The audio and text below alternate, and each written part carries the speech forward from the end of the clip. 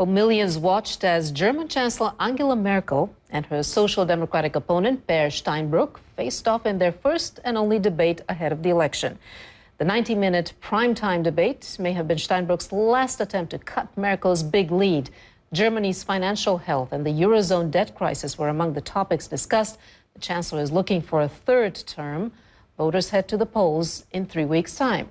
CNN's Diana Magnay is joining us now live from our Berlin bureau with more on the debate. So, Diana, who won? Well, Relitza, this wasn't really a debate that, however many millions may have watched it, that set the nation's television screens on fire. Angela Merkel was sort of more conciliatory, really, than she was combative.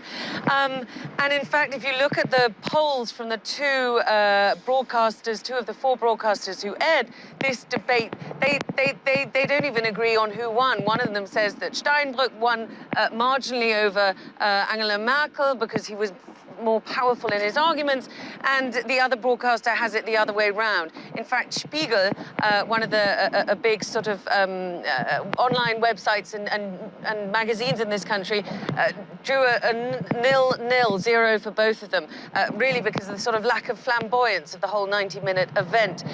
Per Steinbrück, who is the head of the opposition Social Democrats, he really tried to differentiate himself because he says he's campaigning on a platform of social justice, criticizing the ruling coalition for their sort of policy of vacillation, as he called it, over the last few years. He had the first word in this debate. Let's just take a listen to a part of what he said. There needs to be a government which is led and which does not go around in circles like the last 4 years, without a direction or guideline, but one that acts and does not just waltzing from summit to another. I would like to do this differently. Angela Merkel's line is very much, look how good we have it at the moment. You're in a safe pair of hands. We have more work to do, but Germany is doing well right now. The economic situation is good. The people are content. Unemployment is low. So if you vote for us, we will continue to serve your interests. And according to the latest opinion polls, that's what many people believe Angela Merkel is, a safe pair of hands. Let's listen to what she had to say as to why people should vote for her. We can simply tell the people in this country that we can achieve further progress. The work is, of course, not over yet. Of course, there are many worries, many woes, but we have shown that we can do it.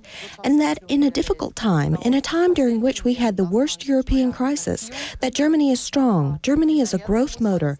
Germany is an anchor for stability. And I want to continue on this path. And I think that what we have to show really convinces people. The trouble is, Relitza, that there isn't really much in policy terms to choose between the two candidates. On Europe, for example, most Germans, according to opinion polls, say they're fairly content with the way that the Chancellor has tried to preserve their interests over the period of this Euro crisis. And in fact, Per Steinbrück was her finance minister for 4 of the 8 years that she's been in power. And the SPD has always backed her proposals for Greek bailouts and help for the rest of the Eurozone. So really, whether there would be much of a shift in policy is sort of up in the air in terms of Europe. They both agree that Germany should not be drawn into any kind of military intervention in Syria.